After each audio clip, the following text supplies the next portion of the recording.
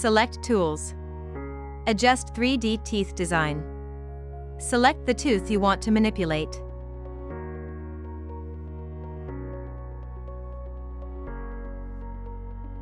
Adjust the position and angulation.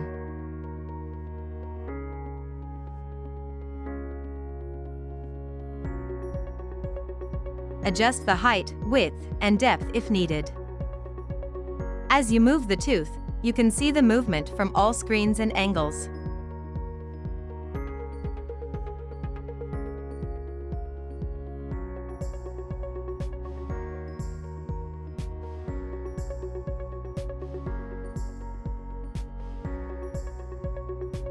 Select Smile Analysis.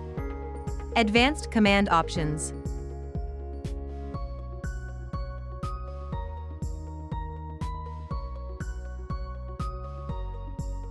Zoom in and lock the screen to prevent from rotating the file. Select the tooth. Press and hold the square figure, moving it in the desired direction to scale the 3D tooth. Sideways, in, out. POS equals position. Press and hold the arrow, moving it in the desired direction.